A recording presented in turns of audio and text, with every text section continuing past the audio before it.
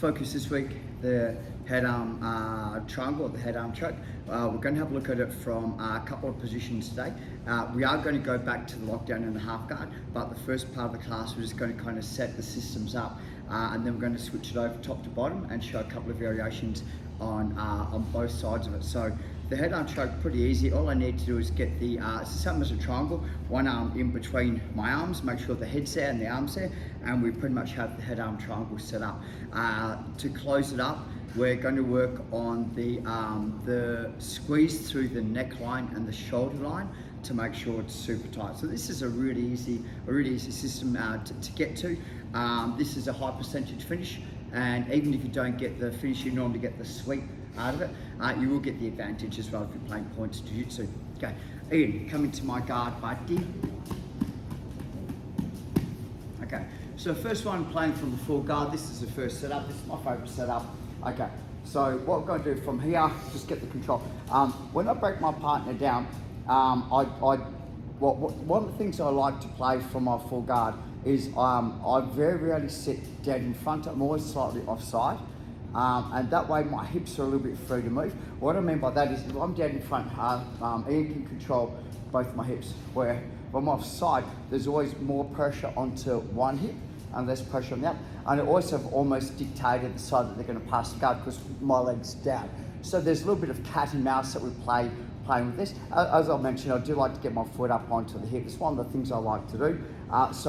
Junior, he's going to go, my opponent's going to go, we'll attack that. I get a 2-on-1. This is the hardest part, is I'm going to put my feet on the ground. I'm going to throw his arm pretty much through my shoulder and my headline over here. So I'll raise my hips and I'll pull and I'll lock it up. Now, what I want to do is the grip on that is hold it and then change it so it's up. I don't want to be holding my partner, I want to lock him, okay? So my hand's going to go up from here. I do like to get my bite now. And what we're going to do is we're just going to simply hold our partner. I'm going to swing him a little bit this way. Okay, so if I'm holding palm down, generally what happens is the lasso is quite large, so the area inside my hand's quite large. When I go this way, I can bring my elbow in and I can close the lasso up. This way you can, but it's a weaker mechanic. This way is much nicer, so my palm is facing up and I'll lock it in. What I want to do for me, the part that I see through is that I try and pull the person down into the cage. What I do is I lift my head up. So that way they're carrying my weight and the gap's closed. So he's trying to get, Ian wants you to try and get the elbow back in front. But if I close the space up, I have my head high and palm to palm, this is quite difficult for my partner to get it through. And they're going to try and move around, which is really good. What we're going to find is that they're going to start to give me everything I kind of want anyway, because it's quite an awkward position to be into. Let's just have a look at that again, so on your knees. So the way I like to do it is I'm just going to dip my hip 2-on-1 from here, do like enough. Kick, hold, palm to palm, lock it in, head up, and just for a couple of minutes, close your guard, just for a couple of seconds, let your partner move, try and rest it down.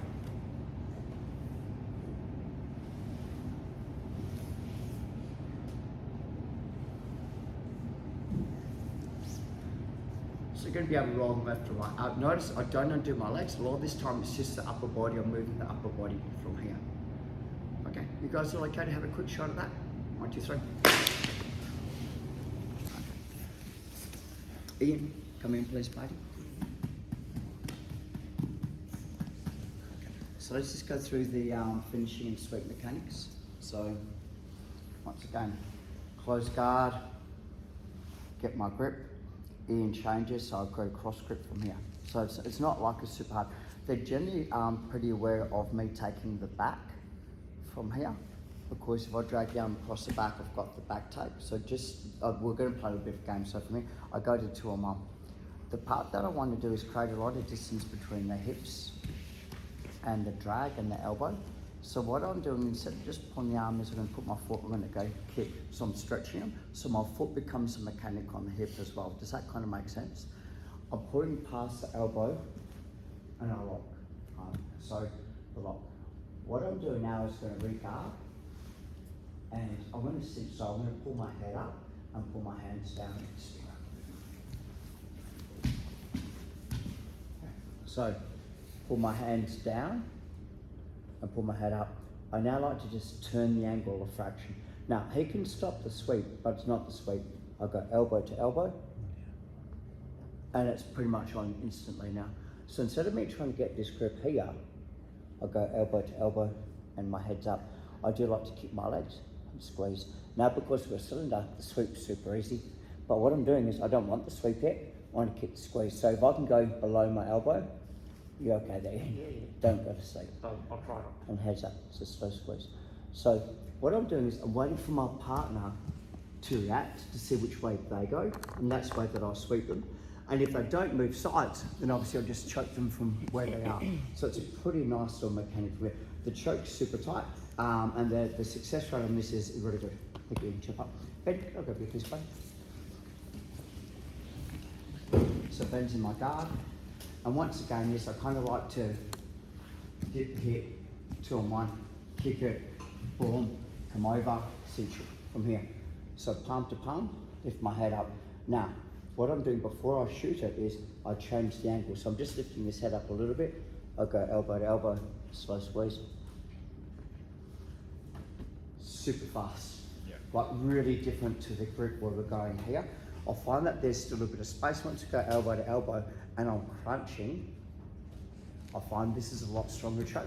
And secondly is it's harder for them to fight because the locking mechanic's quite a wide mechanic, where this one's a single mechanic that's holding them.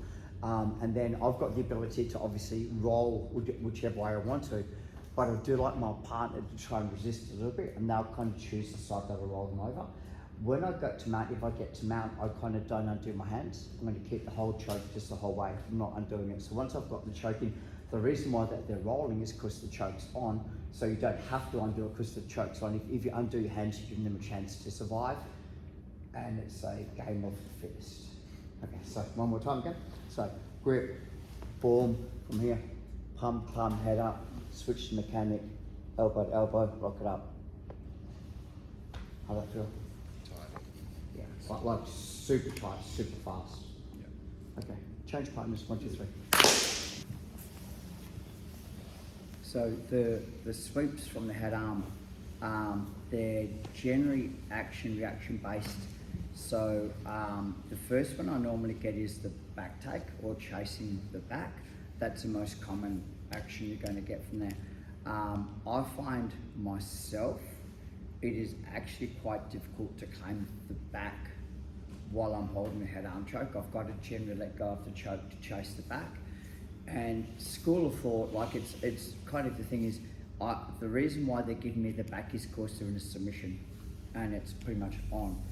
So I've got to make a choice in my mind whether I let go of the submission because it's not working, or if I feel it is on, I'm not going to chase the back because there's no need because I have the submission. And that's that touchy-feely thing that you get with experience of rolling around is like, am I in the submission? But my experience, my opinion, is if they're giving you the back, that means the choke's generally on, so I would continue with the choke, I wouldn't chase the back. Just, but then, like if you're on that fingertip grip and your arms are shaking, you're like, man, I don't have much left, then you've got to make the choice, are you able to continue with the submission, or do you need to let go and chase the position? And that's one of those things, it's just, you work that out as you go through, that's just experience on the mat. Ian, come in my guard.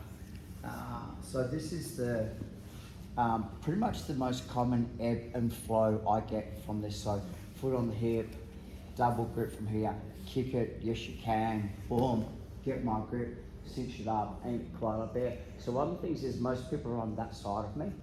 So what I start doing is I start to chase the back.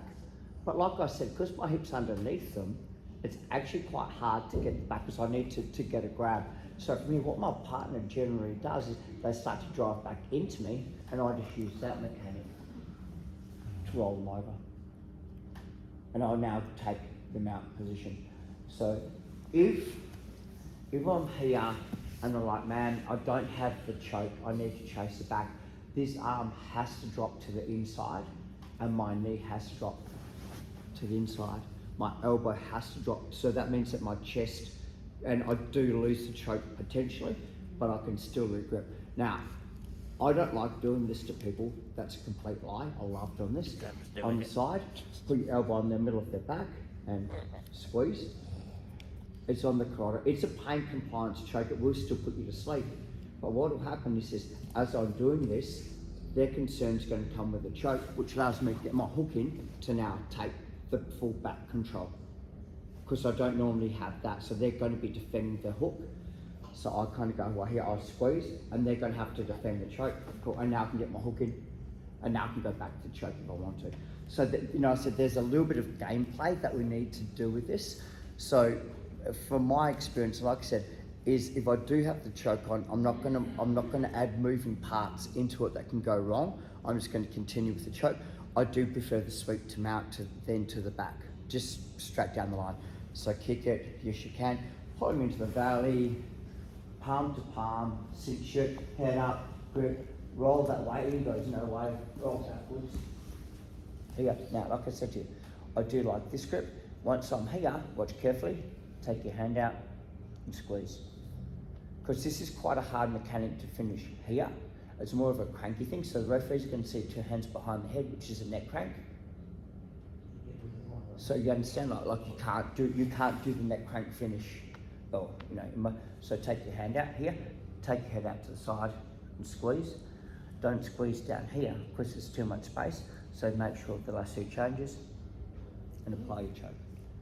Right, so I'm kind of winding the choke on. I don't like to put my hand here because they can hand fight. I like to put it on that side. That also means it's tighter. And then all I'm doing is I'm taking my head away and squeezing my bicep.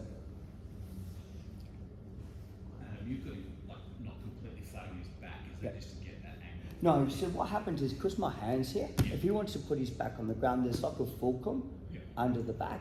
But he can't, like if Ian goes and like, I don't know why they would put their back on the ground because it's better for me. But if they're kind of like going, I want to re-roll out and they go, that actually puts the choke on even deep. So they want to kind of go that way. So I keep my head that side. So if it tries to roll back that way, my weight is on that side. Look, let's just say I lose the choke and all that from here. I can upgrade to mount, I can upgrade to the figure 4, upgrade to armbar, but I generally want to keep the space low. So I want to keep that arm pinned in. I don't want that arm to come free. So they're going to constantly try and drive me that way, to bridge and roll me that way, you know, so keep going. So you've got the ability to, you know, to chase it if you know, if you wanted to, you know, so mount points, back control points, you know, 103 to 0. 1, 2, 3. Let's go. Guard. The variable, just so everyone understands, is like the foot on the hip and the drag. It is what we call the triangle setup. And you know, like sometimes you can go too far. Sometimes it's not far enough, and sometimes it's just right, you know. So the question for men was like, what happens if it's too far or too shallow or too wide? Or so for me, this is based on someone that's a bit more experienced at jiu-jitsu. If I was doing this to someone that would just say novice, a little less experienced, I'd change the game slightly because their reaction's going to be slightly different. But I work on exactly the same mechanic. Ben, can I grab your first? So if Ben's in my guard, and you know, like I've got the collar grip from here, and I dip my head, and I'm here. And let's just say that I kind of go, haha, that's too far. Just shoot the triangle. Like if they, you know, if I'm too strong, I just simply just shoot the triangle. So the mechanic is, once I'm here, it's can I go leg over or am I going arm over?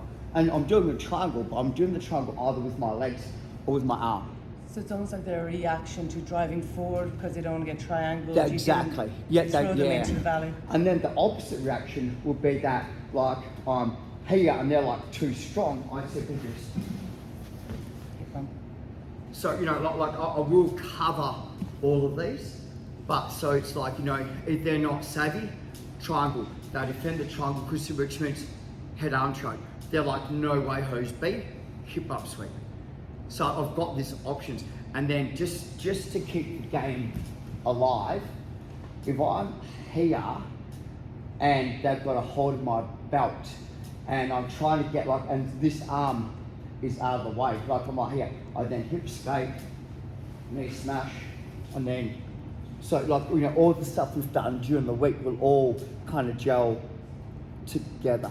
Can I ask one more question? I know You can ask as many questions as you like. You're my wife. just say they went to stand up from there, would you still shoot it?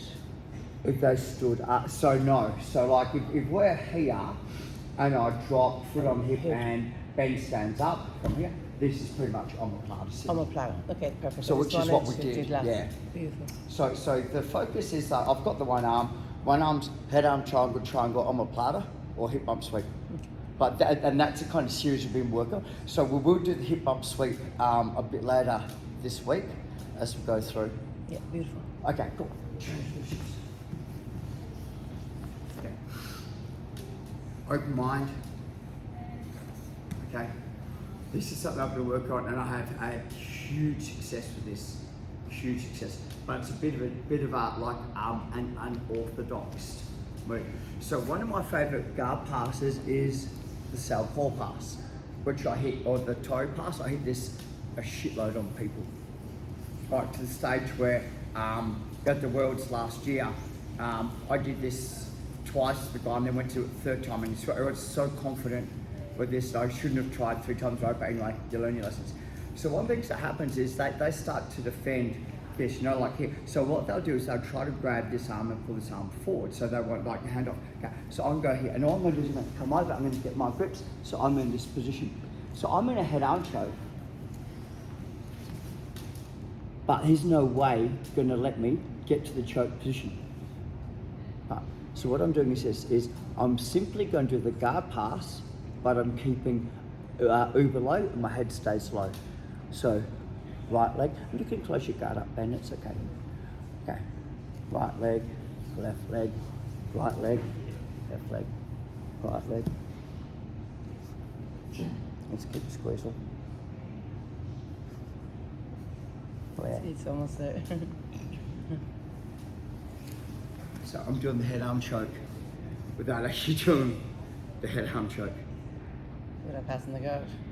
So what most people do, they'll kind of go, it's a choke, they'll try and kick me past the guard, job done, right?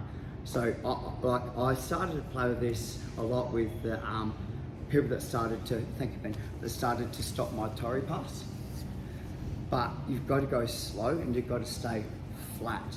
It's really hard to kind of get that, and you're kind of going sideways.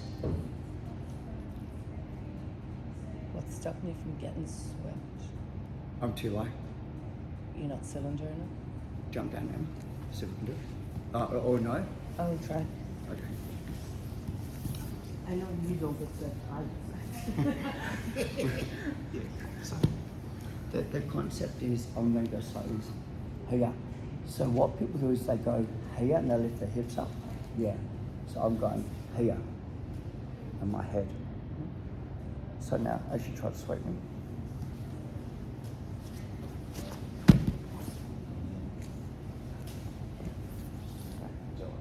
Yeah. Head to head. Copious amount of pressure. And of course my hips are so flat you can't elevate me. And the more that you try to, my weight goes more into your throat and the head. But it's slow. It's just, and I'm not going for the head arm choke, but I'll get, it's a Von Flute style head arm choke, so it's quite a horrible little grind. It's almost like a really low C pass then as well. Yeah, well, it is a C pass, but I'm not popping high. So yeah. Again, come here. Onto your back. So the combination that I use, I'm not going to go through the southpaw pass or the toe pass. So what I find from the way that I set this up is inside the guard, drop my hips, switch, southpaw pass. So like I'm feeling pretty good here, and I'll get unhook. So it kind of goes the hands here, so they'll generally have to overhook, because that's good jiu-jitsu, they want the overhook, okay? So now as it puts me back inside the guard, I simply come up and grip. This is the part that makes it important. Flare my elbow, flare my hips, head down. Now slowly start to walk around and squeeze. Yeah. Is he like that nice? So they're going to try and punch that elbow down, but because my hips are low, go. And then to make him weak, put my head in. And now wide, and just like it's tip your toes.